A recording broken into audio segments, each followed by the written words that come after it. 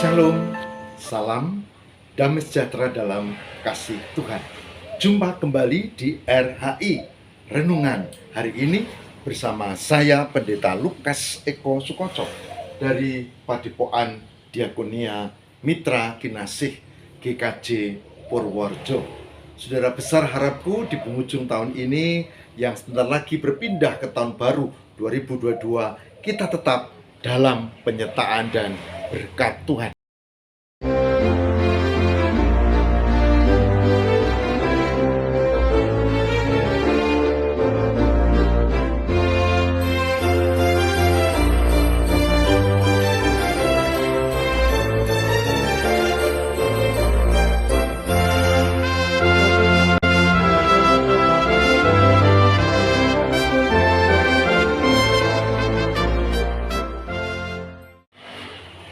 Saudara, hari ini kita akan belajar dari kesaksian pemazmur.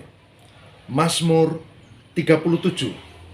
Mazmur 37 ayat 25 dan 26.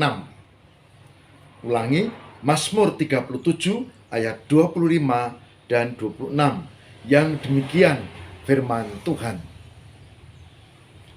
Dahulu aku muda, sekarang telah menjadi tua, tetapi tidak pernah kulihat orang benar ditinggalkan atau anak cucunya meminta-minta roti. Tiap hari ia menaruh belas kasihan dan memberi pinjaman, dan anak cucunya menjadi berkat. Saya ulang baca, Mazmur 37, 25, 26. Dahulu aku muda, sekarang telah menjadi tua, tetapi tidak pernah kulihat orang benar ditinggalkan atau anak cucunya meminta-minta roti. Tiap hari ia menaruh belas kasihan dan memberi pinjaman, dan anak cucunya menjadi berkat. Mazmur 25, Mazmur 37, 25 dan 26.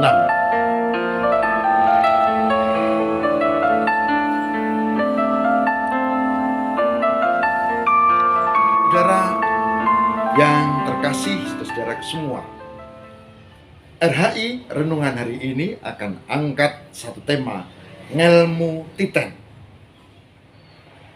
Tuhan Maha Setia. Ngelmu titen, Tuhan Maha Setia. Ngelmu titen artinya mempelajari dan meneliti tentang Tuhan Maha Setia, kesetiaan Tuhan. Saudara, Mazmur 37, 25 sampai 26 mengajarkan beberapa hal penting untuk kita. Yang pertama, ada jaminan bahwa Tuhan itu setia, sehingga pemazmur memberi kesaksian. Dahulu aku muda, sekarang telah menjadi tua, tapi tidak pernah kulihat orang benar ditinggalkan atau anak cucunya meminta-minta roti. Artinya apa? Tuhan setia memberkati orang yang beriman. Di sepanjang 2021, Tuhan menyertai dan memberkati. Memang ada suka duka, memang ada gagal berhasil, memang ada dinamika, tapi Tuhan tetap setia. Tuhan tetap setia kepada orang yang sungguh-sungguh berharap dan percaya kepadanya. Pemazmur katakan, tidak pernah kulihat orang benar ditinggalkan. Tuhan tetap memberkati. Bagian kedua yang sangat penting, saudara, bahwa berkat untuk orang benar tidak berhenti untuk dirinya sendiri, tapi juga untuk anak cucunya, Jadi, kalau pengen generasi anak-anak kita diberkati Tuhan, mulailah dari diri sendiri. Kita menjadi orang yang diberkati Tuhan, orang yang setia kepada Tuhan, dan Tuhan setia tidak hanya pada kita, tapi juga kepada anak cucunya. Pemazmur mengatakan, tidak pernah kulihat orang benar ditinggalkan atau anak cucunya meminta-minta roti jadi pengemis, nggak pernah. Orang yang diberkati Tuhan, anaknya, keturunannya juga diberkati Tuhan.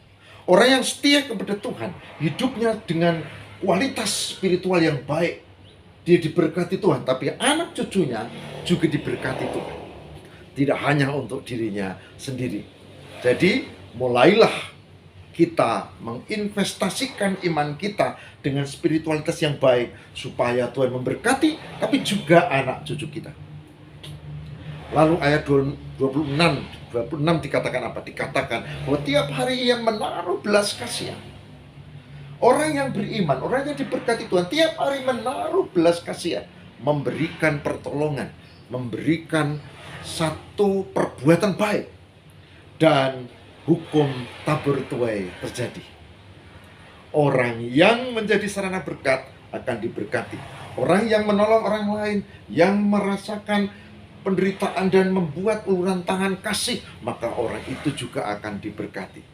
Tabur tuai. Saudara, kalau petani menanam padi, saudara tahu, memang ketika padi ditanam, rumput tumbuh.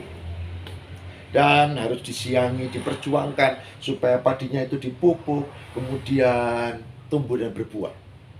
Orang menanam padi, tapi rumput tumbuh. Tapi jangan dibalik, saudara. Coba aja kalau mau menanam rumput, tidak akan tumbuh padi. Hukum tabur tuai. Hukum tabur tuai adalah kalau kita menanam kebaikan, memang ada juga rumput yang tidak baik, tapi kita perjuangkan supaya kebaikan itu muncul dan itu kembali kepada kita. Tapi kalau saudara dan saya menanam rumput, nggak akan tumbuh padi. Menanam kejahatan, menuai kejahatan. Menanam kecelakaan, menuai kecelakaan, penderitaan. Oleh sebab itu hari ini menutup tahun 2021 dan mempersiapkan diri memasuki 2022. Sebagai hambanya saya mengajak, mari kita memiliki ilmu titen, meneliti hidup kita. Mari kita meyakini kesetiaan Tuhan yang memberkati kita. Dan yang paling penting, mari kita tanggapi mulai sekarang untuk menabur kebaikan. Di tahun yang sudah dilewati, oke. Tapi di tahun baru kita rancang supaya kita menjadi sarana berkat. Kenapa? Karena kita diberkati, harus menjadi sarana berkat buat orang-orang di sekitar kita. Tuhan memberkati saudara.